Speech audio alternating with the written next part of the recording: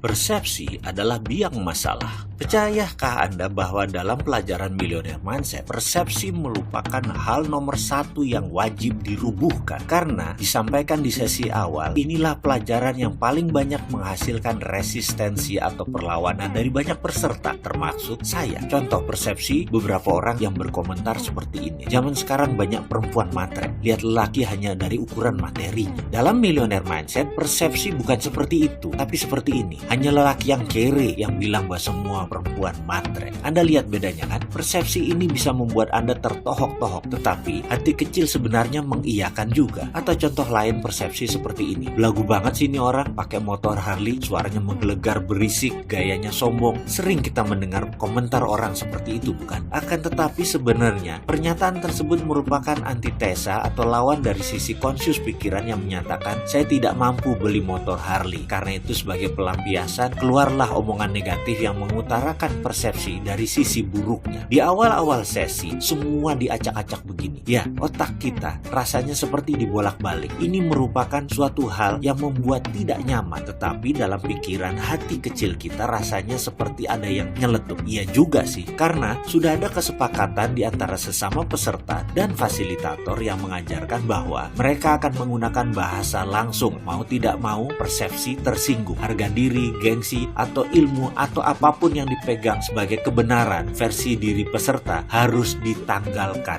harus ditinggalkan. Sama seperti sahabat yang mendengar atau menonton video ini. Anda harus berani meninggalkan apapun yang Anda pegang saat ini demi pelajaran baru yang akan kita dapat bersama video ini. Pasalnya, membawa persepsi lama akan membuat Anda menjadi seperti Anda sekarang. Jadi, di dalam video ini, kalimat dan kata-kata Derek akan menjadi senjata percepatan pembelajaran. Contohnya ketika saya dijadikan subjek tanya jawab, Mr. Mardigu, what do you think about Bentley or Rolls Royce? Quick answer, no thinking please. Saya jawab, mobil mewah, mobil mahal, mobil orang kaya, mobil buat pamer. Good, that's a snap answer, very straightforward, and it shows that you are having a poverty conscious, katanya. Dia mengatakan bahwa saya memiliki kesadaran miskin, poverty conscious. Iya, dia bilang itu membuktikan bahwa saya memiliki kesadaran miskin. Sekali lagi, kemudian dia melanjutkan, kamu berjarak dengan kekayaan, karena itu kamu kerja sekuat tenaga, tapi pola pikir kamu miskin akan membawa kembali kamu ke dunia miskin. Saya terkejut dengan penjabarannya, tapi karena sejak awal sudah disepakati untuk tidak boleh tersinggung dan harus siap jika persepsi kita dirubuhkan, kata-kata tersebut pun rasanya nancep langsung ke akar pikiran bawah sadar saya. Bruce, how about you? Si fasilitator Geoff bertanya kepada peserta dari Filipina yang botak, skinhead. Dijawab cepat oleh Bruce, that's my car. Kontan seisi kelas tergelak. That's what you call prosperity conscious, tukas si Geoff. Ya, Geoff langsung berkata bahwa itu adalah kesadaran kemakmuran. Kalimat itu membawa saya melamun. Teringat kembali suatu masa ketika saya sedang berdialog dengan Ketut Mas Agung, anak ketiga dari keluarga Mas Agung, pendiri toko Gunung Agung, toko Wali Songo, pemilik Pullman Hotel, gedung Wisma Nusantara, dan banyak hotel lagi. Saya mengenal Ketut Mas Agung lebih dari 25 tahun, bahkan sampai saat ini kami masih seminggu sekali bertemu dan masuk dalam WA group bersama. Suatu hari saya bertanya kepada sahabat saya ini, bro, bagaimana asal muasal keluarga Mas Agung membangun bisnis yang berkelimpahan hingga makmur seperti sekarang? Awalnya apa yang almarhum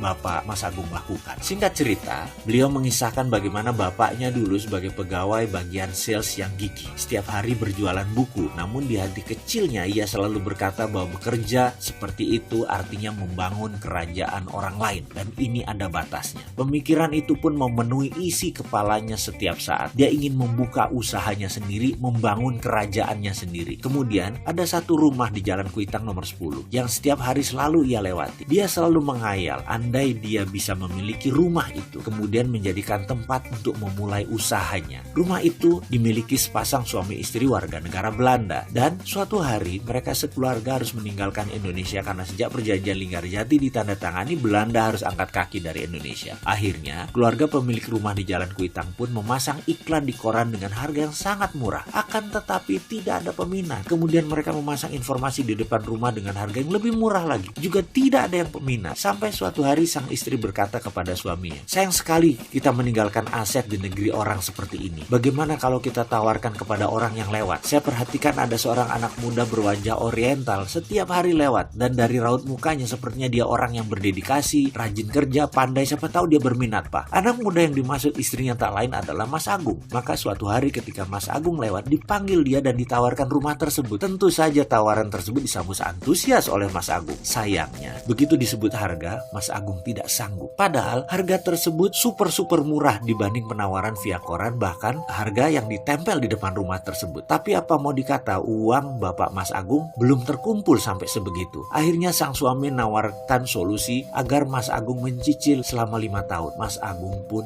menyetujui. Dia berusaha keras bekerja, menyicil kewajibannya yang dikirim langsung ke Belanda. Dan benar, 5 tahun kemudian dia lunasi rumah tersebut. Sahabat saya, Ketut Mas Agung menyimpulkan, begini Mardigu, misalnya dulu bapak saya tidak pernah menyatakan berkali-kali bahwa dia akan punya bisnis sendiri. Misalnya, dulu bapak tidak pernah membatin setiap lewat rumah tersebut bahwa dia ingin memulai bisnis dari sana. Ini rumah saya. Misalnya, dulu dia tidak mengulang-ulang mantra dalam dirinya. Ini rumah saya, ini kantor saya, ini kerajaan bisnis saya mulai dari sini. Pasti rumah itu dibeli orang lain, bukan ditawarkan kepada dia. Ketika dia berkata tidak mampu, pasti sepemilik rumah akan mencari pembeli yang mampu, bukan menawarkan solusi menyicil kepada dia. Ya, intinya adalah percaya sebelum terjadi, pasti akan terjadi. Dan hal ini rupanya diwariskan kepada ketiga anak-anak. Pada saat sesi tanya jawab dengan Geoff tentang persepsi prosperity conscious versus poverty conscious atau kesadaran kemakmuran melawan kesadaran miskin, saya pun nyambung dan saya memperoleh aha experience atau pengalaman yang membuat dalam hati saya berkomentar, aha, saya ngerti sekarang bahwa prosperity conscious itu harus ditanamkan jauh-jauh hari dan semuanya pasti terjadi. Melihat ke dalam diri. Coba kita merenung sebentar, coba Anda melakukan hal yang biasa disebut dengan istilah inward looking atau melihat ke dalam diri. Bisakah Anda menceritakan bagaimana selama ini uang datang kepada Anda? Bisakah Anda mengenal pola uang datang ke Anda? Ada berapa cara uang datang ke Anda? Mungkin agar lebih cepat saya bantu dengan pertanyaan. Apakah uang Anda diperoleh dengan bekerja, atau diberi orang tua Anda, atau diberi oleh suami, atau diberi oleh pasangan hidup Anda, atau dari hasil usaha sendiri, atau dari dagang, atau dari gaji, atau dari meminta kepada orang lain? Apapun itu. Sewaktu Anda melanjutkan video ini, mungkin ada di antara Anda yang sudah lelah dengan masalah keuangan, sudah capek dengan ketergantungan kepada orang lain, serta sudah tidak bisa lagi mencari cara untuk menutupi semua kewajiban yang terus meningkat setiap bulan, setiap harinya, setiap tahunnya. Dan mungkin Anda setuju bahwa Anda memilih untuk menyudahi masalah finansial ini. Anda memilih bertanggung jawab atas apa yang terjadi di depan Anda. Anda memilih untuk menyetop ketergantungan kepada orang lain. Anda memilih menjadi pribadi yang menang. Anda memilih untuk menjadi bagian dari solusi. Tidak ada yang namanya keunggulan. Yang ada hanyalah pengulangan. Misalnya, sekarang kita bayangkan. Misalnya ya, ini hanya pelajaran untuk memberikan pemahaman terhadap persepsi Anda. Bayangkan ada seorang perempuan cantik berdiri di dekat halte, dekat jembatan Semanggi di Jalan Jenderal Sudirman. Waktu menunjukkan pukul 12 tengah malam. Perempuan cantik dengan tinggi semampai berkulit putih tersebut berpakaian rapi, sesekali melihat jam di tangan kanannya. Ada beberapa orang berdiri bersamanya, tapi perempuan yang satu ini menarik perhatian karena kecantikannya. Kalau dilihat sekilas, usianya tak lebih 25 tahun. Make up-nya tipis, kecantikan alaminya terpancar. Anggaplah Anda sedang mengendarai mobil dan Anda berjalan perlahan di depan halte tersebut. Kira-kira apa yang terbesit pertama kali dalam pikiran Anda tentang perempuan cantik berdiri di sisi kiri jalan yang disoroti jelas oleh lampu merkuri dekat halte tersebut? Mungkin ada yang menebak, ini pasti cewek nakal sedang menjajakan diri. Atau ada juga yang menyatakan begini, mungkin perempuan ini baru pulang kerja shift malam dari hotel di Bilangan sekitar situ. Pokoknya macam-macam, pasti ada yang positif, ada yang negatif. Keduanya bergantung kepada template kepala kita masing-masing. Lantas, bagaimana template di kepala seorang tercipta? Mengapa manusia satu dan lainnya berbeda? Karena perbedaan itulah output atau hasilnya berbeda-beda juga. Ada manusia yang sukses, ada yang biasa saja, ada yang gagal, dan ada lagi beragam hasil lainnya. Template jalannya pikiran atau mind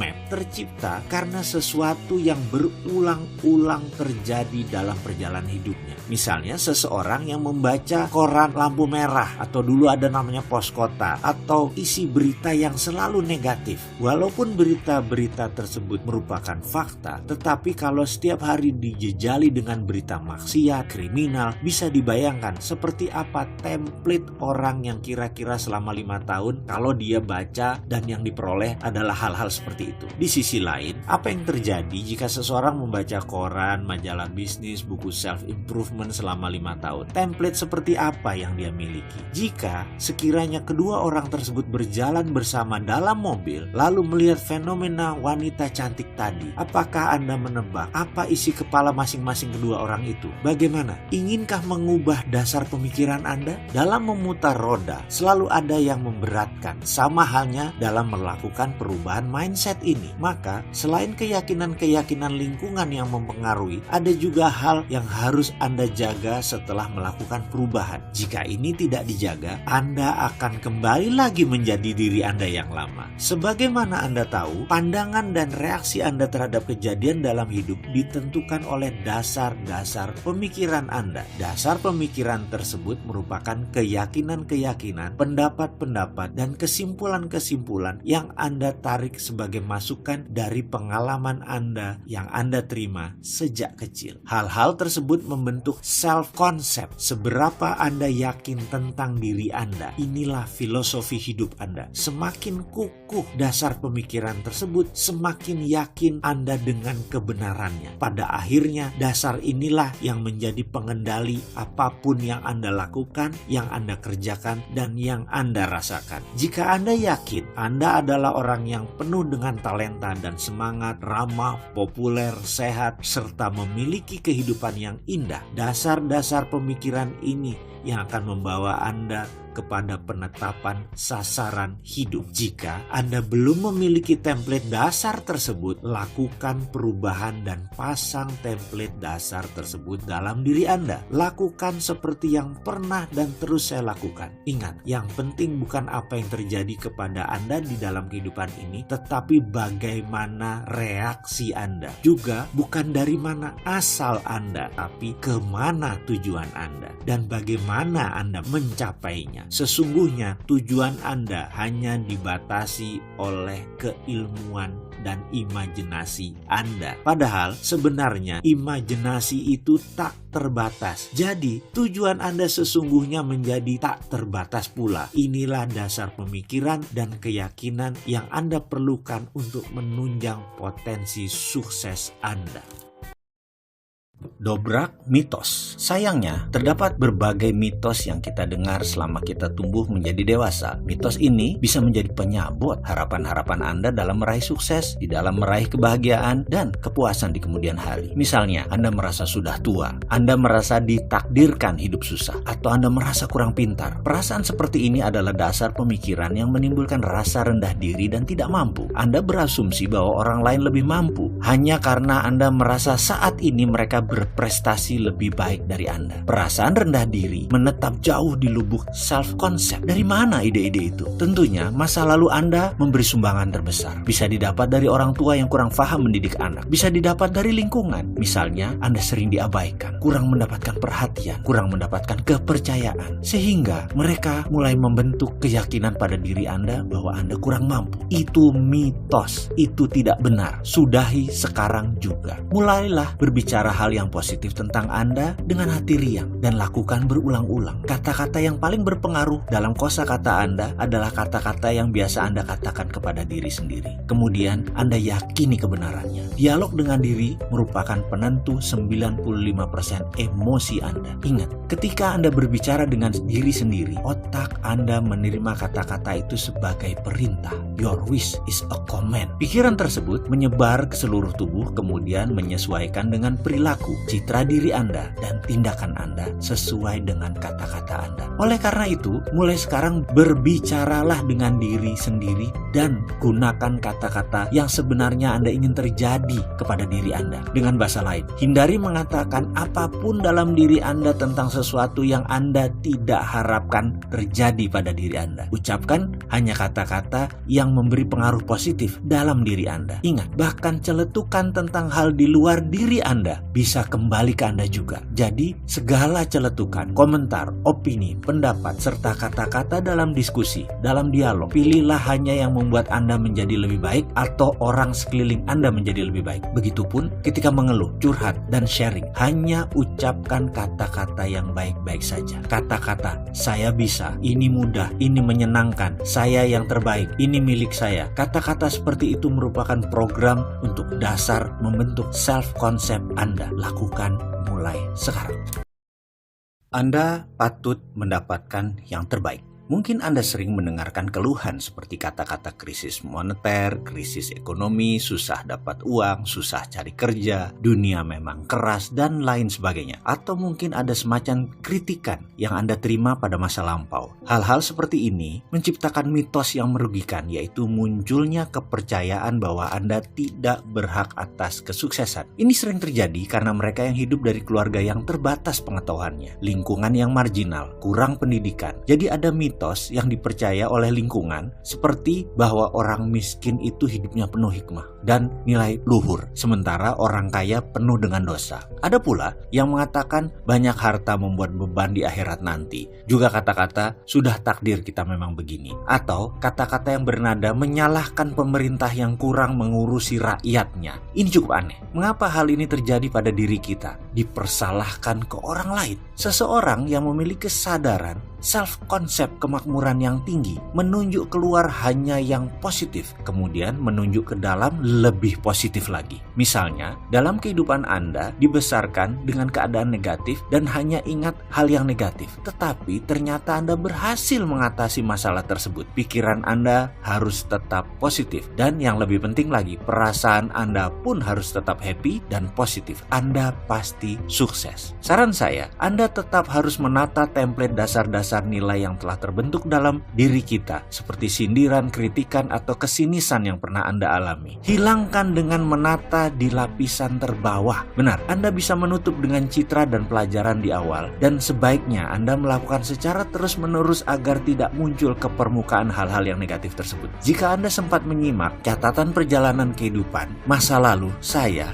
lelah hidup tersandung-sandung. Saya jalannya terantuk-antuk. Di sanalah saya mulai melakukan perenungan sekali lagi. Saya mendefinisi ulang pikiran saya. Saya mengulangi kata-kata positif lagi terhadap diri maupun keluar diri, terus-menerus hingga sekarang, dan semoga saja terus begitu di masa yang akan datang. Kini, saya ubah nilai-nilai lama saya. Saya ingin mengerjakan hal-hal yang saya cintai bersama orang yang saya cintai, mendapat ridho ilahi, dan hasilnya tak terhingga. Dalam pikiran, tentu data lama masih ada dan tetap ada, tapi sebaiknya kita letakkan di dasar yang paling bawah, sedangkan pikiran dengan data baru yang positif berada di lapisan atas. Jadi kita yang mengakses hanya lapisan atas saja terus. Sejujurnya, yang kita tata kali ini masih berkisar tentang materi. Kita masih harus bekerja keras untuk menata kesadaran tentang kesehatan, hubungan dengan keluarga, mendidik anak, dan lain sebagainya. Kita akan nanti sampai sana. Ada sebuah pemahaman baru yang akan masuk ke dalam pikiran Anda di chapter selanjutnya. Di sana Anda akan tersentak karena ada sesuatu yang berbeda di dalam pemahaman selama ini dalam pengertian mencari materi. Anda tidak perlu menjadi pengusaha untuk kaya raya, tak perlu modal besar untuk sukses. Bahkan Anda boleh dengan santai dan tetap mengerjakan apapun yang Anda suka dan Anda cintai. Anda tetap berhak untuk kaya raya, meskipun tetap dengan profesi Anda, dengan profesi keseharian Anda. Tidak ada ubah satu apapun, tidak perlu berubah drastis. Kalau Anda ibu rumah tangga, tak perlu menjadi pegawai meninggalkan anak-anak balita di rumah. Yang Anda butuhkan hanya merumbuhkan jangkar, dalam tanda petik, segala sesuatu yang membuat membuat Anda miskin harus dihilangkan, yang selama ini menghalangi Anda dari tujuan Anda mendapatkan kemakmuran. Dan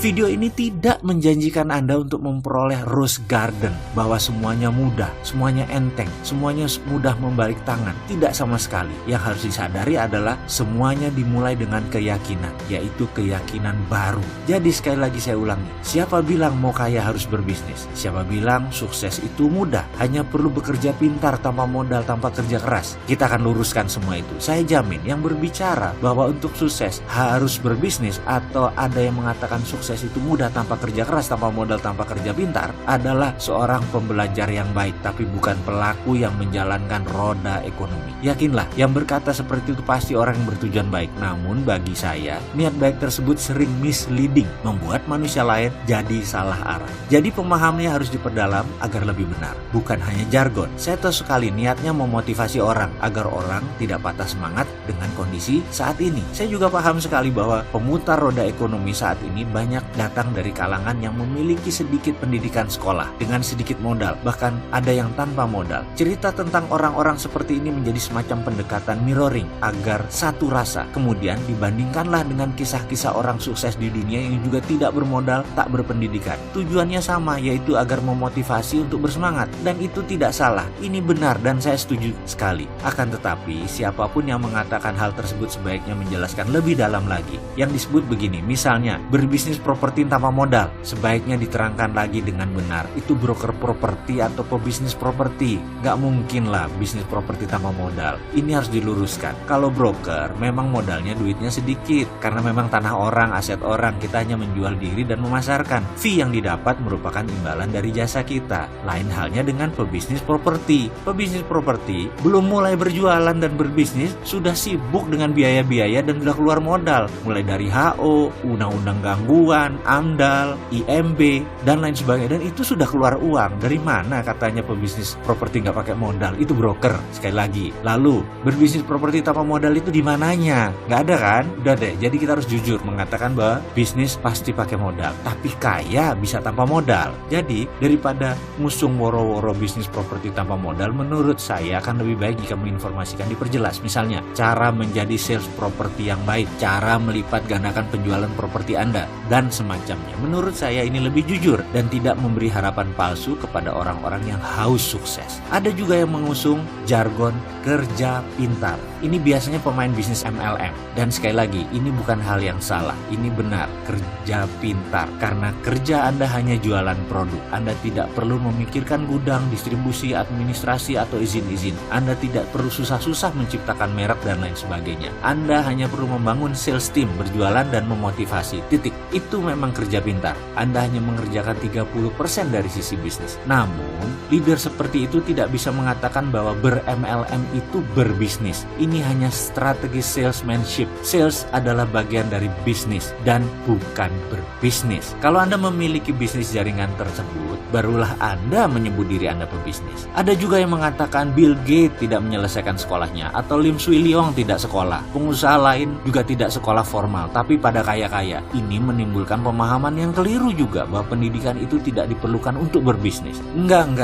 Ini harus dibenarkan. Hal ini juga sebenarnya saya tidak menentang ada orang kaya dengan tidak sekolah. Bisnis memang open source, semacam pintu terbuka. Mau orang tidak berpendidikan, tidak beragama, tidak bermoral, kejam, baik hati, atau usaha jenis apapun, Anda bisa saja sukses. Bisnis sukses tidak bisa diklaim sebagai hanya tempat orang tidak berpendidikan. Itu tempat semua orang dengan latar ras apapun, agama apapun, dengan ilmu apapun. Bagi saya, maaf ya, ini hanya pendapat pribadi. Benarlah banyak orang tersebut tidak berpendidikan formal. Akan tetapi kalau Anda berada dekat mereka, akan terasa bahwa ilmu mereka tinggi sekali. Ya, mereka sangat berilmu, dan dalam menuntut ilmu memang tidak diperlukan sekolah formal. Selama Anda bisa belajar, bisa berilmu, sekolah formal hanya pelengkap. Seorang Ciputat putra misalnya sejak lahir sudah melihat timbangan terigu, telur di matanya ketika orang tuanya berdagang. Dari bayi dia sudah mengenal tawar-menawar, berjualan, menentukan harga, melayani pelanggan, walaupun saat itu hanya skala warung. Nah, ini sebuah keilmuan yang dipelajari melalui jalan hidupnya. Siapa yang bisa melawan keilmuan dagang seperti itu? Mau makan sekolah sampai S3 di perguruan tinggi ternama sekalipun,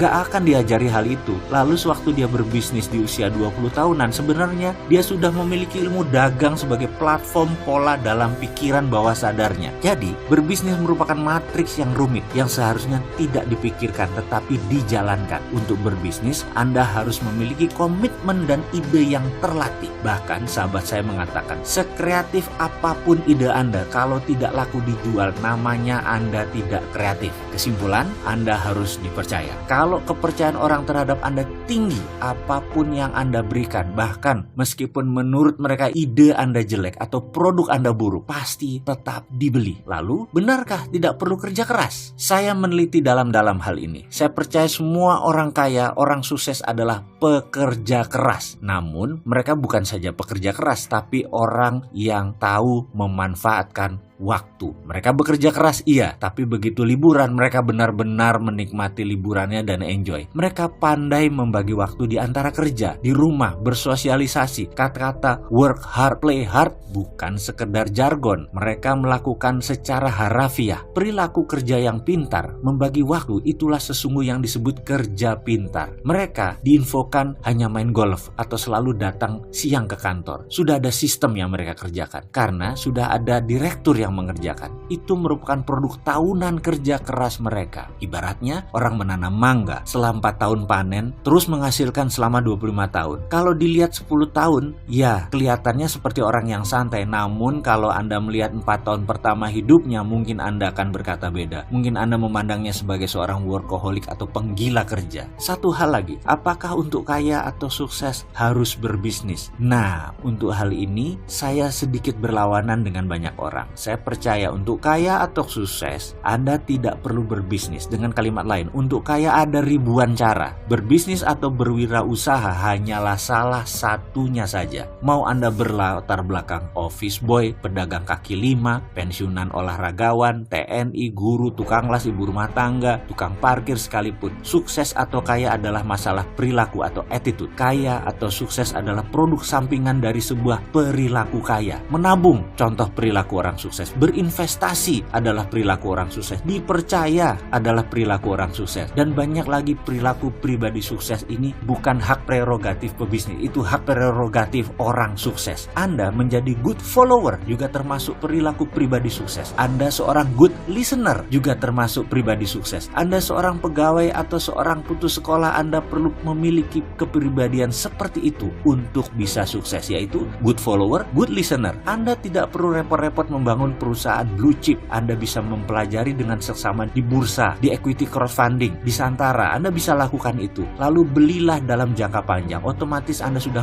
merupakan shareholder perusahaan tersebut. Walaupun minoritas, namun tetap saja Anda termasuk pemilik sebagian saham perusahaan tersebut. Misalnya, Anda tahu di masa sekarang bisnis retail akan naik. Melihat net income per kapita di Indonesia sudah 3.800 US dollar. Jadi, belilah saham Unilever. Lalu simpan selama 5 tahun. Dijamin kenaikannya pasti. Itulah berinvestasi. Bahkan ada yang unik nih, sahabat-sahabat istri saya dan kelompoknya memiliki kebiasaan aneh. Setidaknya menurut saya, setiap bulan mereka arisan. Ya namanya juga ibu-ibu, tapi ada yang aneh di kelompok ini. Setiap arisan isinya adalah perdebatan data dan informasi saham apa yang mereka akan beli bulan ini. Lalu siapa pemenangnya akan ambil uang tersebut di tahun depan. Misalnya masing-masing store 1 juta rupiah. Ada 12 peserta. Jadi setiap bulan ada saham yang dibeli senilai 12 juta yang akan dicairkan 1 tahun setelah diinvestasi. Misalnya dari hari kocokan tersebut, Ibu A mendapatkan pemenang arisan bulan itu.